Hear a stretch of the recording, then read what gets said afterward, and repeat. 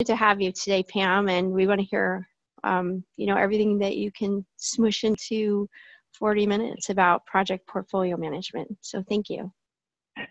Thanks, Robin, and I'll do my best to smush as much as I possibly can in the next 40 minutes. Thanks for the intro, and glad to see that we have so many participants on the line this morning. We're going to talk about a couple of techniques to maximize the value of your portfolio. And the areas we're going to talk about today probably aren't things that are on your radar, right? There are some unique things that we're going to touch on, and maybe you think about them today, but you think about them from an individual project perspective and not from a portfolio perspective. And when you start considering it the portfolio, and you start thinking about the portfolio level, it can change things, right? It can increase the value proposition. So let's dive right in because we only have a limited amount of time today. And, Robin did a great introduction, but I spend a lot of my time doing consulting in the portfolio management space and the strategy space. And, my goal is to help people bring theory to life, right? So that organizations can really benefit from all the best practices that are out there and from learning about all the latest and greatest that's going on in the industry. So in addition to consulting, I also do some of the training at Omnikron. So I teach Project Rescue for them, some other Kepner 4A classes. And, those courses are all about, let's take some really great theory, but let's bring it to life and let's talk about how it can actually be used, in your day-to-day business. So some really great courses. So I just want to level set for a minute. So when we talk about portfolio management today, we're talking about all of the projects that are on your roadmap, right? That you're managing on a day-to-day basis. That's how you're moving forward to achieving your organization's goals and objectives, right?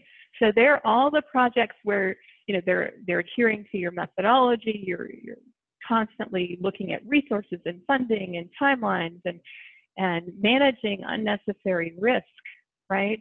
You're trying to make sure you're not breaking the bank with your budget. So it's all of that juggling that you're doing that's part of your portfolio management around that whole group of projects that are on your roadmap, that are actively underway. Some of them are in your pipeline, but it's the entire group, right? And ultimately what you're doing is you want to make sure your portfolio is aligned with the strategy that's been set. You want to make sure the decisions that you're making are the right decisions and that ultimately you're working on the right things. So that's the context that we're using around portfolio management, and all of that can be a massive struggle, right? It can be really difficult to just keep all of those balls in the air and keep juggling. But it is absolutely a critical function, right? Trying to make sure that you're staying aligned with your organizational strategy, that you're delivering that return on investment, right? That's a critical function in the organization. And the work that you do helps to strengthen the outcome, helps to achieve the strategy. You're managing that investment, whether that's money or resources that your organization's using or spending. You're saying, are these projects aligned with where the organization's going? Is the level of risk acceptable? Do we have the right mix of projects, whether they're strategic projects or operational projects? Are we achieving the benefits that's expected, right? What's missing? Are there projects missing from the list? How do we increase the probability that we're going to achieve the right outcome for the organization? How do we ensure that we're spending money that in the right places? And even if you've got a great process and you seem to have it all under control at any time, something's going to change in the company, right? The objective's going to change. There's going to be a new strategic, a new strategy of some sort. And so looking at your portfolio and that whole group of projects, it can be, a struggle, but you're the agnostic glue, right? Which is able to provide information for decision making and, to be that impartial person, that impartial organization that is doing analysis, and that's really helping the organization to move forward. But it is a long road to achieving value, right? Achieving portfolio value can really feel like a long haul. And there's a lot of obstacles and speed bumps, right? Or maybe they're potholes in the road when it comes to getting to your destination. You've got company culture and politics, which can be crazy, make it very difficult for you to achieve adoption, for you to help people make the right decisions. You can have a lack of senior management support, a lack of accountability. Some things can feel like they're a real struggle. Your project managers are probably saying, gosh, I'm chasing people around trying to get them to enter their project time and how much time they're spending into our systems. I mean, little things can take up a lot of time and they all add up. And so it can be there can be a lot of potholes along the way to achieving value. And, even a lack of resources. You've got this long list of projects and not enough resources. And you have to really be careful about moving those resources around because, then you can move them around so much that you aren't able to accomplish much of anything. So a very long road, but it's definitely a critical function. So we aren't going to solve all of the problems that you have today or all the problems that exist on that road to value, but we're going to talk about a couple of things that can help you maximize the value of your portfolio.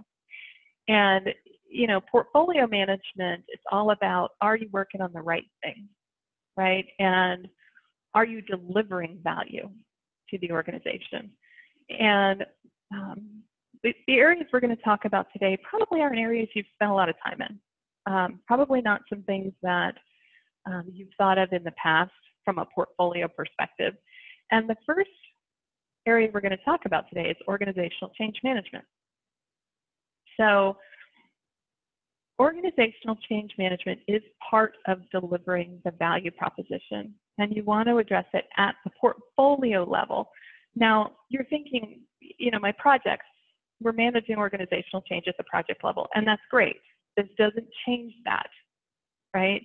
Like, we're looking at organizational change management from a very strategic level, right? And I'm going to walk you through a technique you can use around that, but it's all about delivering value on the portfolio when we're talking about organizational change management.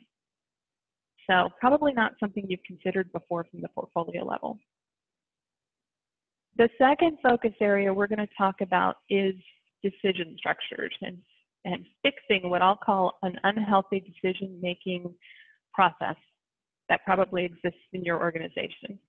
So I've found over the years that most organizations don't think about how they make decisions, and that actually impacts them being successful with their decision-making process. So we're going to spend some time today talking about that. Now, your decision structure has a lot of different aspects to it, right? There's your decision-making criteria, as well as who makes the decisions. There are a lot of different factors that come into play, but we're specifically going to talk about the spans of authority, right, and defining that. So let's talk about organizational change management first. So there are some pioneers in organizational change management. Edgar Schein is one of them. And he says that, your culture, and that's going to drive the behavior. And a large portion of your success, around 90% of your success, relates to that behavior in an organization, right? And behavior is very tough. It's a tough thing to influence. It's messy, right? It comes with emotions. It takes time, and it takes focused effort, right? Your project teams are looking probably at influencing behavior, but most of the time they're thinking about, how do we get people just to do this new process, or how do we get them to implement a system, right? They're not thinking about kind of the strategic level behaviors, and that's what we're going to look at the portfolio level. It's more of a strategic level messaging and strategic level behaviors. Now, The research over the years has shown that over 70% of projects are not successful, right? Now, what they mean is that, they're not successful delivering on the return on investment. They're not delivering that return. They're not saying that they just flat out fail. But if you think about it for a minute, think about all the projects in your portfolio, and now think about 70% of them are not going to deliver on the return that's expected, right? Think about your business case. 70% of them are not going to deliver on that business case. That's huge, and that's a very sad statement. But that is typical, right? 20 years of research backs that up. Now, there's research from just the last few years through McKinsey that says if you plan for organizational change, right, and you execute against that plan, you'll be 4 times more successful in reaching that return. So that's one of the reasons we talk about addressing this certainly at your project level, but we want to look at the portfolio level. And the first area that we want to look at is strategic communication. And I'm going to give you a technique you can use, right, to identify what the focus areas are for those communications, right? These are communications that your project teams, if you looked at an individual project, you probably wouldn't find, right? But when you look at all of the group of projects that you're managing the portfolio, you'll see some themes, and that's where you'll need to focus your strategic communications. Now, the second area we're going to focus on is anchoring. So anchoring is probably a term you're not familiar with. Anchoring means you're embedding change into your organizational DNA, into the foundation or the fabric of how you work. So most of your project teams, or many project teams, just focus on an implementation, right? I need to implement, I need to close my project out, and the communications and the things that they're focused on, the behavior change they're focused on relates to an implementation. But it's very easy for people to revert back to old behaviors once the implementation is complete. And so anchoring takes you beyond implementation and says, well, how do we actually achieve the return on investment that we're expecting? How do we sustain the behavior changes, right?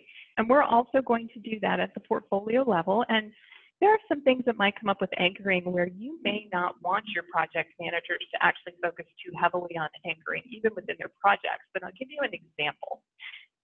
So I managed a portfolio of projects for an insurance company, and it was we had a transformation project going on, and or a transformation program going on, lots of projects underneath that, lots of other initiatives taking place. And when we looked at the entire portfolio, one of the things that was very clear was that compensation, specifically for salespeople, needed to change, right? You didn't see that with any of the individual projects, but you did see that when you looked at the entire portfolio, that with the direction the company was going, that with all of these projects and what was being delivered, that compensation was going to need to change. Probably not something you want a project manager to go to human resources and start talking about, gee, we need to change compensation. But to sustain long-term change and to meet the return of the projects in that portfolio, that was going to need to happen. So, that was an anchoring piece that needed to be handled at the portfolio level. So let's start by looking at organizational change management and strategic communications. And I'm going to walk you through this methodology, right, which is going to help you identify where your focus area should be for strategic communications. Now, you can do this on your own, but you might want to get your project managers together. You'll get a stronger result if everybody kind of does this together. Their perspectives, the perspectives of the people who are actually close to the project, who are working on the project, can be very, very helpful. So first, you want to look at your portfolio and you want to identify the results that are required by the project and just make a list. Some of them might come from different business cases. Some of them might come from, conversations people have, with executives or sponsors, things like that. So if we look at our list here, I've created a list, and we want to reduce server costs by 20% through cloud computing. That was one project. Increasing customer retention and maintenance revenues, another project. Net promoter scores, improving IT, employee attrition. All of those come from different projects. And so you're just making a list of all the results. Then I want you to think about behavior change, right? And what are the behavior changes that are required for success? So, and again, you're just making a list. And it's very easy when you start thinking about behavior change to immediately say, people need to do this and start creating a task list. That's a trap that everyone seems to fall into the first time you start thinking about behavior change. So it may be easier to think about, what would you observe that's different, right? What is it that if I'm watching someone do something that they would do that is different, okay, to help, when we're looking at these results. So, they would go through, let's think about behaviors, and we want to reduce server costs by 20% through cloud computing. People would evaluate, cloud computing options whenever there's a new project or whenever there's some sort of new initiative. So that would be an example, right? We want to increase our customer retention. Our customer service reps are going to express empathy. Our call center is going to think about what's the next call when they're talking to a customer so that they actually go through call avoidance. Employees take ownership of their development. So those are some of the behavior changes that would help you achieve the results that are listed there. And so when you think about behavior changes, be as concise as you possibly can, okay? And make sure that you're not falling into the trap of just making a task list. Think about what's an observable difference.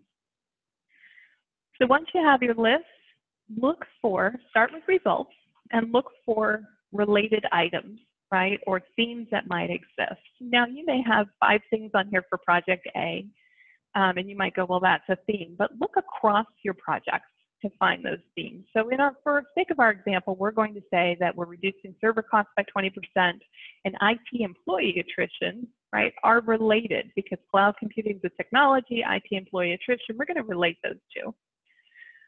Then I want you to look at behavior changes, right? And I want you to say, what are the behavior changes that drive results around, that are driving those results? Okay, so it's evaluating the cloud computing options. And then it's also employees taking ownership of their development, right? Those would be behavior changes that relate to those results required.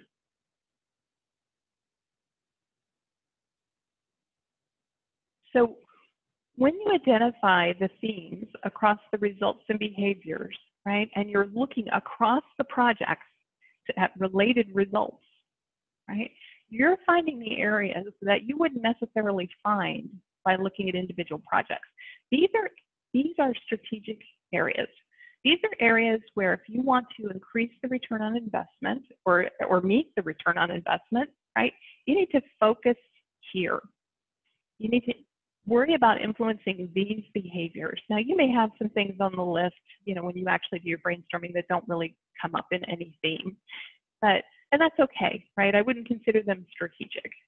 But if it comes up across multiple projects in the results, that would be an area for you to focus on at the portfolio level. Now, a note here, it should not change, your strategic communications here should not change what's happening at your project, with your projects, okay? Your projects need to continue communicating their day-to-day work. The communications that you develop around the results and around the behaviors, those need to be separate, right? And that's okay. You might feel like there's a little bit of overlap going on. Project A is also communicating in this around reducing server costs. That's okay. In today's world, you have to communicate something 6 times before it becomes really, before it gets past the noise and people are able to internalize it. So it's okay that, there's different communications coming out that might be related. That's fine. But you'll focus on these strategic areas, these behaviors. You'll develop communications around this. And those communications shouldn't be what I'll call one and done, right? You want to make sure that you're talking with the executive team, you're talking with your governance team, and you're talking about these strategic areas, because those folks who are in your governance meetings or who are your critical executives, right, they need to be talking about this as well. They need to be building this into their presentations, talking about it in staff meetings. So, you know, you want to make sure that there's different ways of communicating and that people get very well versed in these areas, in these results, and then in thinking about how do we influence behavior change, right? And talking to managers, making sure that things like evaluating cloud computing options, that gets built into maybe your strategic architecture committee policies. So, you know, by going through and looking at themes for results and themes for behavior changes, you're actually able to identify where at a portfolio level you should focus your organizational change management efforts around communication. Okay, so the second area that in organizational change management is anchoring. So again, you probably don't want all of your project managers doing, you know, anchoring on their own. There might be a few things that they're able to anchor, but it's best to do a lot of this at the portfolio level. Most projects, when they're working on organizational change, they focus on implementation. We want to focus at the portfolio level beyond implementation, because when your return on investment calculations were done, they didn't look at implementation and draw a line in the sand and say, you're going to reach your return on this date.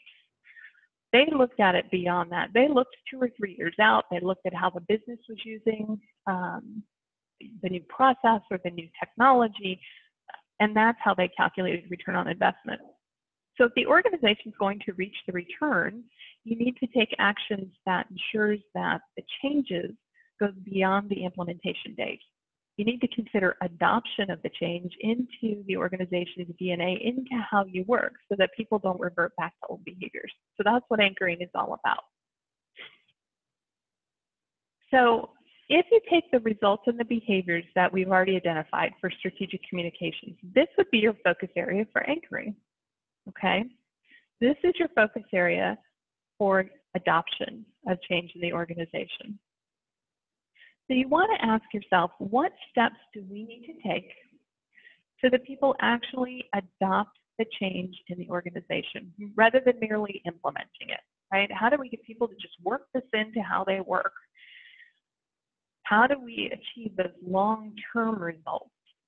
And so let's look at a couple of examples, right, as to how we might embed the change for these results and, you know, embed this behavior change into the organization. So we may need to change skills and qualifications in job descriptions.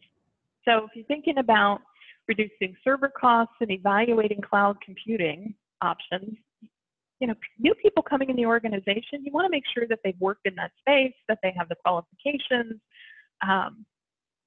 So you probably need to update job descriptions.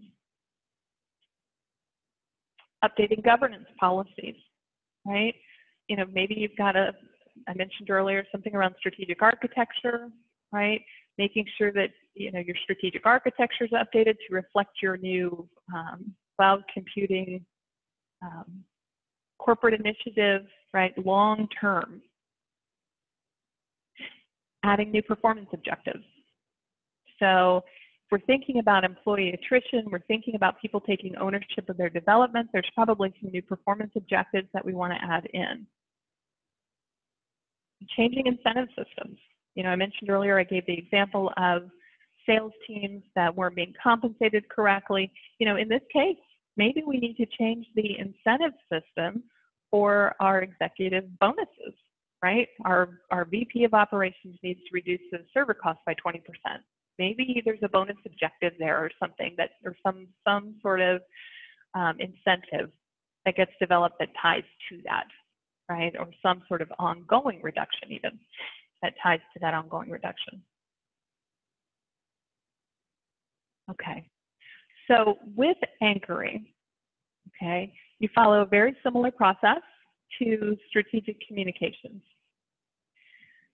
You go through, you look at the results that are required, you're looking across all the projects.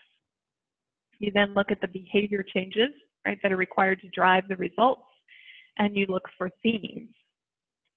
And that's where you're spending your time. That's where you're looking at anchoring. You're looking at how do you embed these behavior changes into the fabric of the organization. Okay. So let's look at our next focus area, the decision structure. So there's several aspects of your decision structure, right? You have different entities that are part of your decision structure, right? They're individuals, they're governance, maybe different committees that are making decisions around your portfolio or making decisions even around individual projects, okay? These are people who are thinking about, how do I allocate even some resources to this, okay? So you've also got the decision criteria around resources, around budget, around timelines, around strategic versus operational projects. All of that can fall into decision structures. And I could spend time on techniques for all of that today, but we really don't have time to do, to cover every single piece of that. So today we're looking at defining decision making in the organization and spans of authority.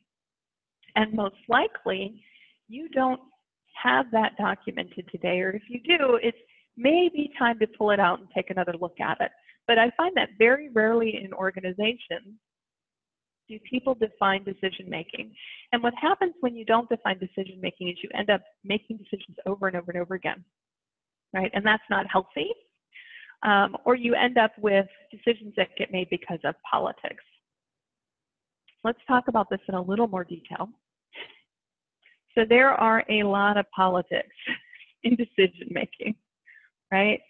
So you've got stakeholders who are influential, right? They're worried about their influence, they're worried about their power, their control.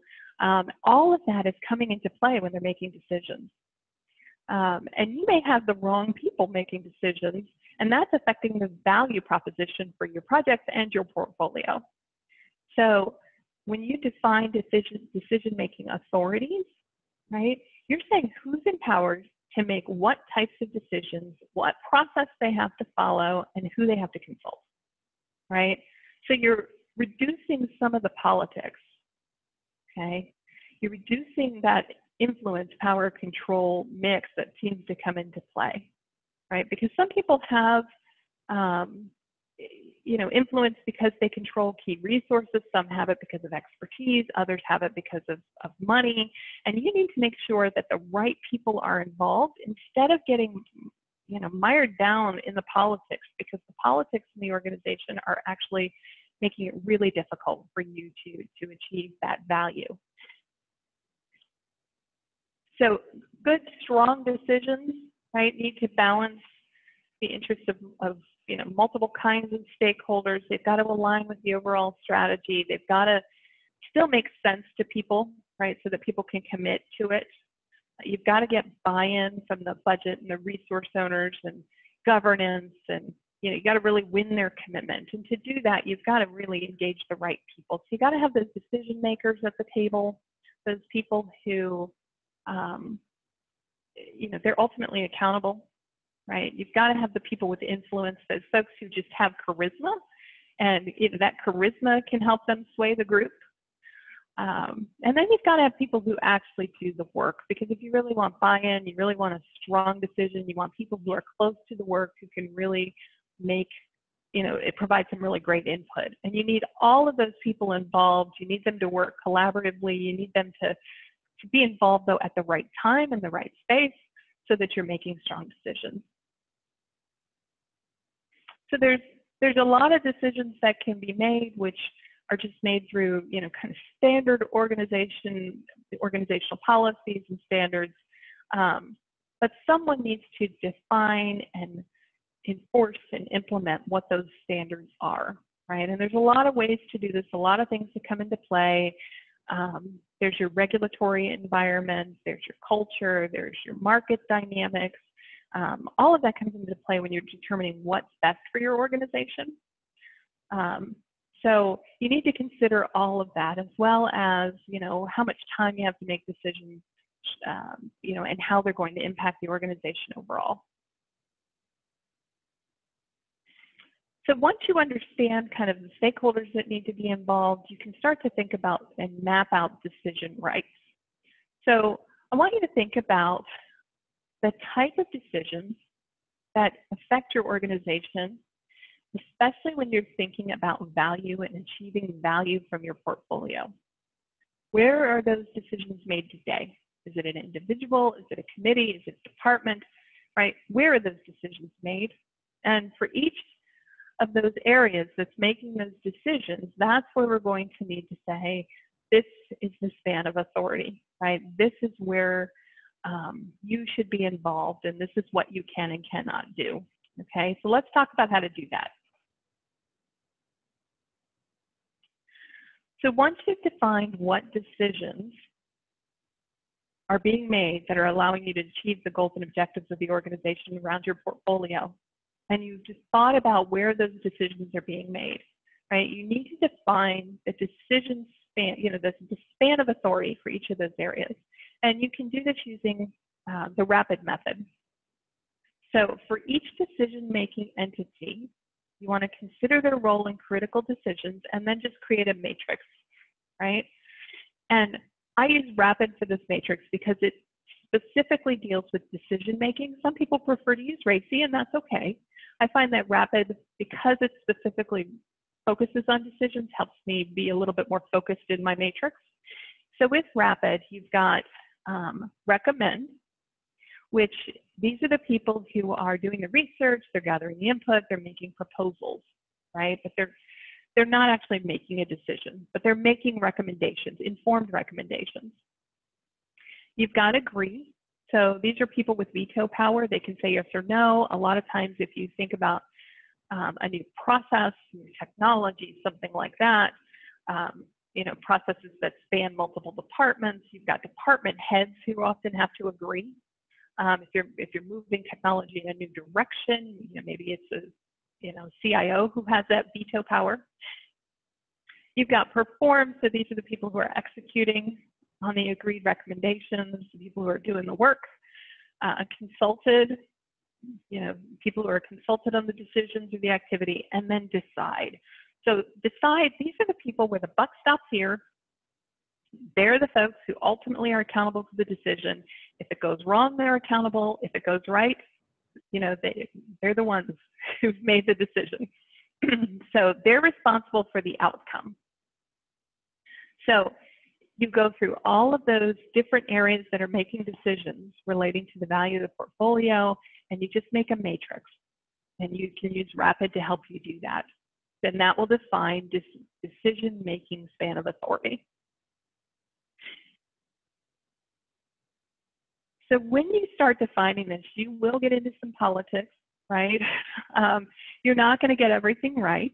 And if you do get everything right, your organization is going to change. Something's going to change. So you want to make sure you create some feedback loops, have a way for people to come back and just talk about their experience, talk about what's working, what's not working. Make sure you gather feedback, in particularly from key stakeholders. So people who are, have a lot of influence, you want to make sure that you're capturing that feedback from them in particular, because they will talk about their experience, and they'll get people to follow them and to believe in what you're doing. So definitely make sure that you're engaging them.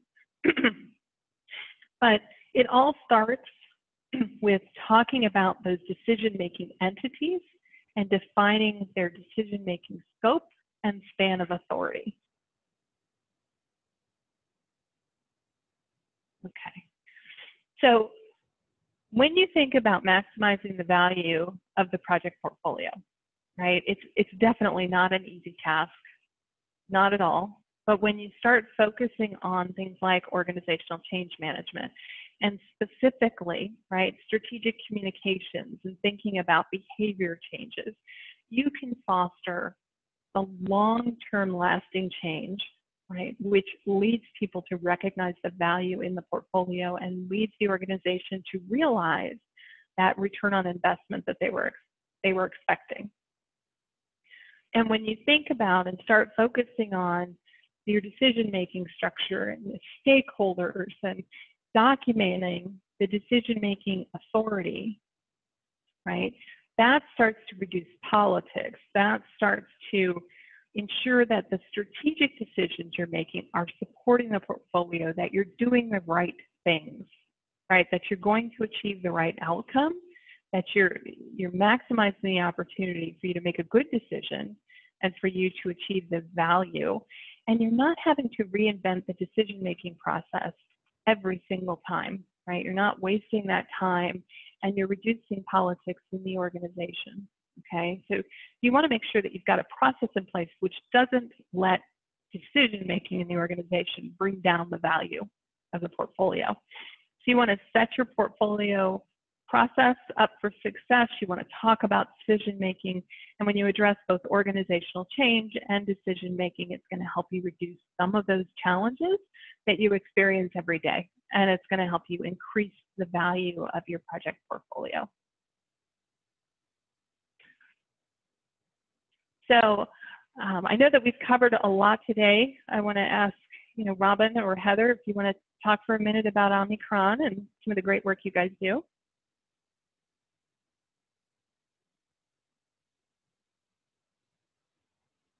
Hold on. Okay, got it. Haha. had a lifeline there from Heather. Okay, so thank you, Pam. I really like that. You're making me now really think. What I'd like to do, we do have a little bit of time here, so good. We promised that you would learn 3 things on this. I would like to spend a few minutes learning and digesting and letting this sink in. So if you guys would like to kind of bounce down on the bottom of your screen, you'll see a chat. And I want to kind of hear from you guys any questions that you have for Pam, or the top 3 things. I'll just make it easy. The top 1 thing, because between all of us, we'll come up with more than 3. That's really resonating with you right now from what Pam spoke about. So for me, the easy one was the rapid methodology. I was going to do a matrix with influence, power, and control. Mm-hmm. But so many times I would just have to put like 100%. Everybody wants all of it. So I know. like I want it all. So I thank you for the rapid matrix. I think that's going to be a little bit more effective. But then I got to thinking, and I'm waiting for the chats to come in. So just go ahead and, nudge the bottom of your screen, and let's chat in some things that either are standing out to you or questions that you have. On that rapid matrix, I think it would be grand if also the people on the matrix understand it. Like, here's the matrix, and we've all agreed that we are in these decision-making roles, right? We have different roles per different project, right? And keeping that loud and clear, because sometimes I feel a lot of work is done with the project group, but then they don't let they don't really confirm with the stakeholders, here's where you are on my project, and are you in agreement with that, and will you be able to contribute and play that role all the way through?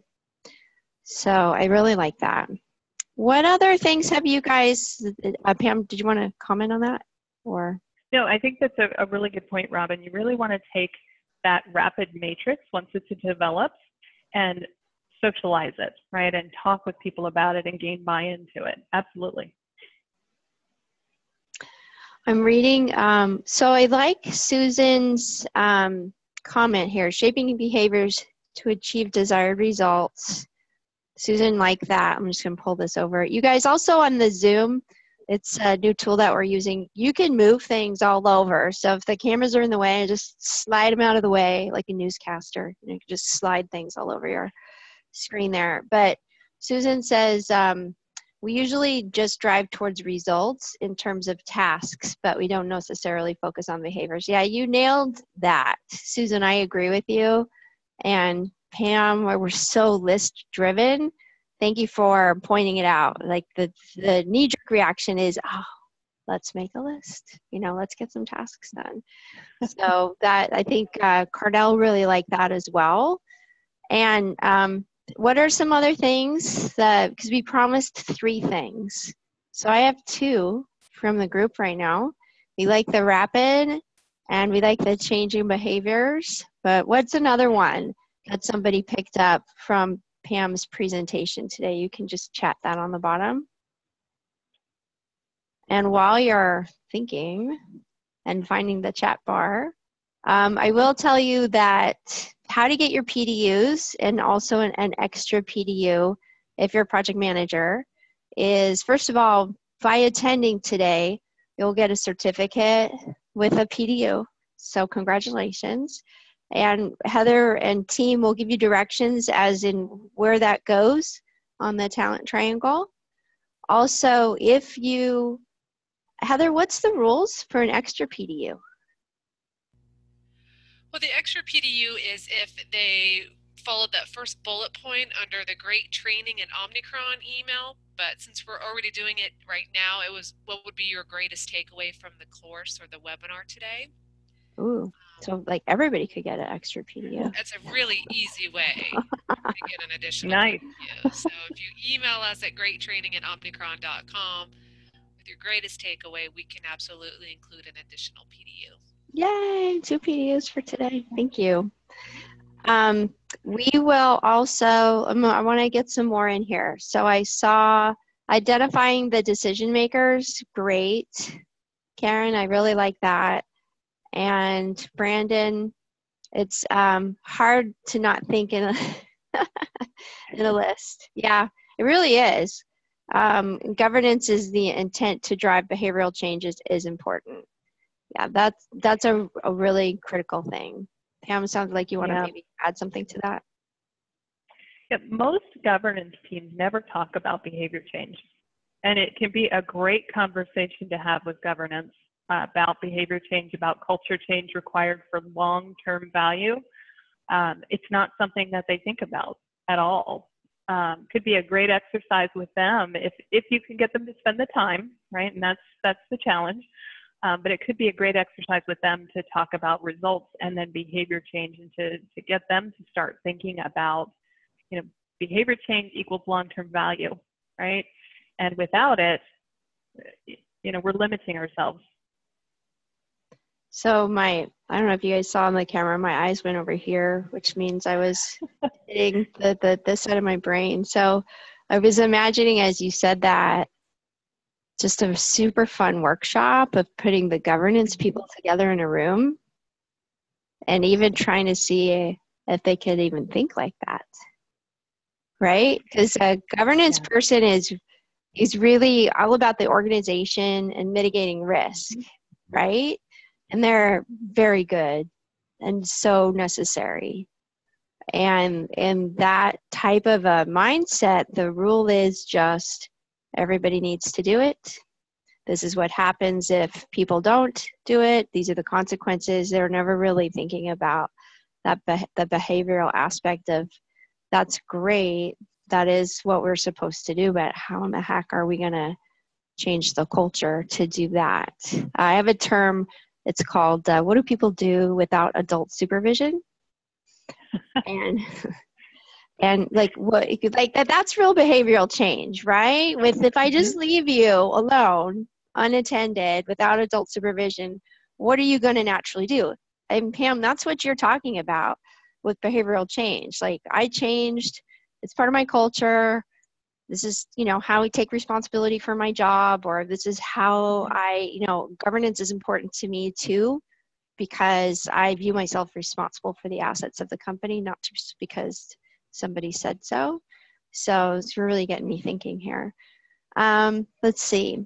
Brandon I also like the point about not telling people how to do things with a list of tasks, but help them understand the desired outcome and to develop the feedback loops. Brandon, that's a really good point of what are the outcomes that we're driving for, which is so much different than the tasks. A lot of times I have to do these things, but they have an outcome. So I really like this discussion. And the other thing I loved also, I would like you guys to give me a yes or no. So everybody weigh in on this. Do you normally look at your portfolio for trends, like Pam pointed out in the beginning, of here's my whole portfolio and what common themes do I have? I would like to hear from you guys. Is that something that you consistently do? So I have a no, I have a yes. Excellent. No. Oh, I'm about 50-50 to a degree. Okay. That's some really good feedback, you guys. Only if there's a specific driver. Thank you. So I like that. So for the ones that are doing that, that's awesome. And then for the ones that haven't done that yet, it's a very interesting exercise, because also you could collapse a few things sometimes. Maybe, streamline a little bit of effort. Yeah, it is surprising when you look at the portfolio level, all the different themes that run through the different projects. I mean, it's really amazing. And for those of you that are looking at the portfolio as a whole, have you looked at the portfolio and ever thought about behavior change? So you could just say yes or no to that. I'd be curious. If you ever thought about behavior change and what it would take to drive that change. Okay, let's hear some yeses or nos on that. Absolutely. No behavior change, not directly. No. These are good feedback. It's so difficult. Jeanette, yes. Jeanette and Pam, why is it difficult? Let's talk about our own behavioral change to produce behavioral change. Why is that so difficult? So people come with, their experiences shape people. And people come with emotions, and people don't stop to think about, how they're, what they're doing every day. We're all so used to just doing the work and acting a certain way. And, change comes along, it makes us uncomfortable. And, we're not the person who is the expert anymore. We don't know how to get the work done. We're worried about how our job's going to be impacted. And all of that starts coming into play. And we're not consciously thinking about it. But, you have to influence change in that space so that people's emotions and, they can start to change the mindset, because they don't even realize what they're doing, right? And how they're thinking of things and how they're reacting. At least true. That's how I am. I like that. And Jeanette also has a great point about it's got to come from on top. It's got to come from the key stakeholders, whether they're on the top, but whoever is driving for the benefits, it definitely needs to come from on top. I hear this a lot, and then I'm going to share something I just read. A lot of companies are sort of in constant change, right? That's now the norm. And so when somebody comes through like, we're going to do a change thing, I think the first thing that pops up in everybody's brain is, yep, I'm going to see how long that's going to last. Because if it's like the 10 other things that just flew by, they won't get completed, and I won't have to do anything because it's not really going to stick anyway. And I get a lot of feedback from customers about that. It's like, yeah, there's so many things going through. One way just to get along in life is to ignore a lot of it, because a lot of it's not going to stay. So as we're leading in projects and running the portfolio, that's another thing to look for that I think really helps also with your trend analysis. Because if I can, kind of group my trends together, I'm not just inundating people all the time with, all this rapid change. I did learn something. I will text you all. If you email a great training, I'll email you back, because I can't remember the name of the book, but it's an amazing book about neuropsychology. And you know how we talk about it takes 21 days to change a habit? There's actually a reason for that. So there's neurons you're creating like a stem. And it takes 7 days to get this group of cells to kind of come together. And that's 7 days, and it's going to be a new behavior, right? And they're like baby cells, and they're coming together in your brain, and that's phase 1. Now, if you start a habit and stop it, these little cells that have come together, they just break apart. After 7 days, then it begins to look like a mushroom. So then you have like a little flower bud on top of the stem. That takes 7 days to create in your brain, neurons coming together. And then there's the final 7 days where it's like the top of the mushroom, and the psychologists would be very upset with me that I took their great science and reduced it down to a picture of a mushroom. But it's very interesting humanly how we think and how we maximize our own performance. There's really something to that 21-day cycle, and it really has to do with the cells forming in our brain and giving them long enough to stay together and form and glue up, like agnostic glue, and then form a little tighter and form a little tighter. So then when we're doing change management, we have to factor that in, kind of like the staging of habit forming. And we also have to factor in how many habits, to your point, Pam, we're breaking through that we have to change. So that was and if you want to know what book that was, you have to email me because I forget. But I will email. And there's a great YouTube video, Robin, that supports that, called Smarter Everyday Riding a Bike. If you've never seen that, go out and watch the video. It's about 7 or 8 minutes long, and it talks about learning to ride a bike, but in a different way than what you expected, right? Because we learned how to ride bikes when we were kids, and if that changes, how you do that changes, like what it takes for you to learn that. It's a great video to kind of get across that knowledge does not equal understanding. So just because you have the knowledge of how to ride the bike doesn't mean you really understand how to do it.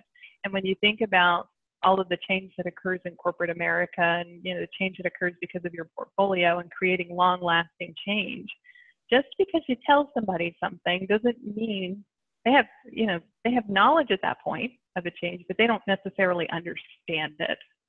Right. So yeah, definitely go out and take a look at the video. That's good. I'm going to do that. I typed that out for everybody. So in our last remaining minutes, I also want to point out that we have awesome negotiations class coming up. It's world. People vie to get into this class from all over the world. Best negotiation class ever. It is taught by a former FBI hostage negotiator. We got that content from Chris Voss, who was a hostage negotiator. He had hostage teams all over the world. Great guy. Happened to meet him right as he was writing his book called Never Split the Difference. He was teaching at Harvard, George Washington, and USC. He was teaching in class. So we're very good at virtualizing content. So we did virtualize that content, and we have another class coming up. And also I did want to mention, so if you're interested in that, and if you came today, I'm sure that we could figure out a cool discount for you. Just say that you were in this class and you want to know about it, and we'll offer you a great discount for coming today. We have some fantastic topics coming up. We are trying to do these. I would like this to be a fix. My goal, my desire is that you're like, oh, I got to get my Omnicron fix this week. So we're working at that, and that does mean good PDUs for participation and attending, but we're going to cover some more topics. Heather, can you refresh me on some of the topics coming up? Sure. The next one we have coming up is all about the Centennial tool with Weave and understanding the impact of retrospectives in the enterprise. We also have a great one coming up regarding ITIL. Is ITIL dead? I love the title. I would just want to go just for that. That's November 7th. We have another microservices one coming up with Chris Richardson on November 15th. And then finally, we're wrapping up the month of November with our Scrum instructor, who is going to be going over the 20 golden rules that all project managers must know. Wow, that sounds really good. Thank you. Yes. Sounds like a great lineup. Thank you. I'm pretty excited. That microservices one by Chris Richardson, he's also a world-renowned author. So that would be more for your dev guys and gals. They'll really like everything's going to microservices now. That's the new hot thing. And is ITIL dead? I don't know. You got to come and find out. Maybe dead. Maybe it's never going to die. I don't know. So with that, any other questions from anybody? Or I just want to say, any other questions, go ahead and chat them in or email us to Great Training. And Pam, that was wonderful. Oh. Pam has a class. Also, I wanted to say, that if you want to really dig into portfolio management, we have a class called Project Rescue, and we have a portfolio. I'm asking Pam to put in some portfolio management topics into that class. So we have a really, really good class using Kepner-Forey methodology. It's like this. You're the one, you got handed a project, and it's out of money, it's over, out of time, and everybody's upset. Go. It's yours now. What do you do? And the class is really, really good. Pam's an awesome instructor, and we will add portfolio management techniques into that. And the other piece of it is how to manage your projects or how to train your project managers so that that doesn't happen. But inevitably, I think everybody's been handed a project like that. It's like, all right, this thing is dead on the vine, but we got to resuscitate it. What do we do? So please email us about that too. So I like all your questioning people, Pam. That's a good pick. I think a lot to think about.